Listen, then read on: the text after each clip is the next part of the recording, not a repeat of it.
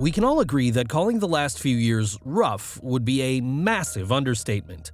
But when you look at some of the tragedies past societies have faced, our problems seem like nothing.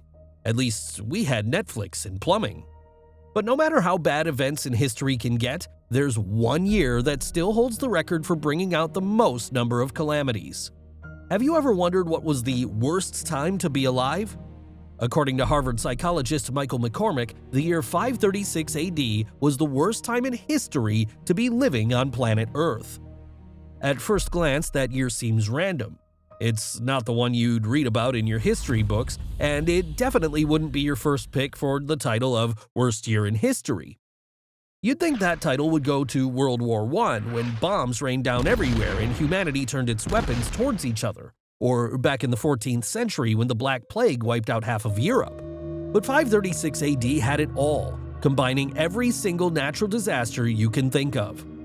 With famines to plagues and endless winter and pitch-black darkness continually hitting mankind one after the other, if anyone thought the biblical doomsday had come to pass, nobody would be able to blame them.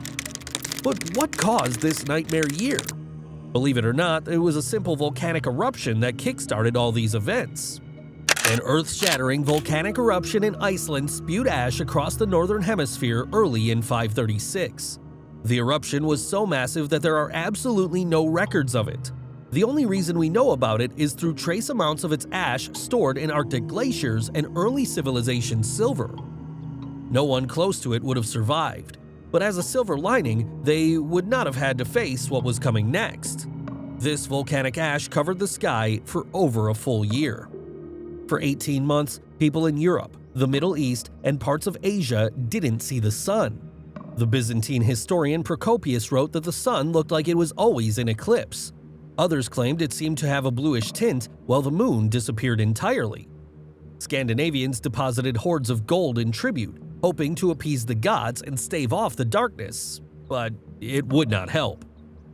People couldn't even see the shadows of their bodies, but this was only a sign of what was coming for humanity. 2 more volcanic eruptions following the first one would start the coldest decade in recorded history. Because the cloud of ash blocked out the sun, it started to get colder and colder, and a mysterious fog took over all surrounding areas. Even in the summer, temperatures fell by around 1.5 to 2.5 degrees.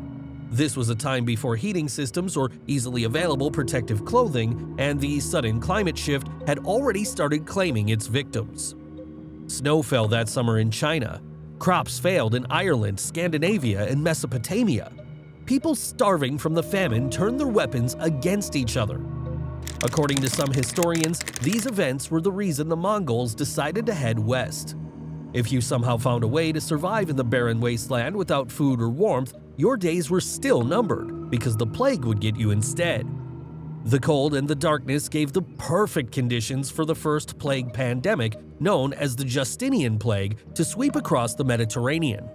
The plague killed an estimated 50 million people, putting it on the same level field as the Spanish flu. It decimated entire populations. About half the people in the affected areas were gone in a matter of years, and the plague left a broken and crumbling Roman Empire in its wake. Compared to this monstrous disease, the coronavirus might as well have been in a kiddie pool. All of this would have been enough to give it the title, but the unlucky year was relentless. People just couldn't catch a break back then, could they? All the way over in South America, Peru would suffer from 3 months of rain so intense it washed away everything. Then a drought so severe all their crops failed. The mochi culture of South America would forever be crippled by these events, and many other civilizations would never survive what the nightmare year brought. For almost a full century, the world would not recover as temperatures continued to fall and the economy collapsed under the strain of the droughts. Not only was it a bad year, but it also brought with it a whole century of disasters. Anyone born during that time would have been very, very unlucky. Maybe we should all be glad none of us were alive in the 6th century. Do you think you could have lived through the worst year in human history? Let us know in the comments. And if you enjoyed this video, make sure to give it a thumbs up and subscribe to the channel. That's all for today, folks.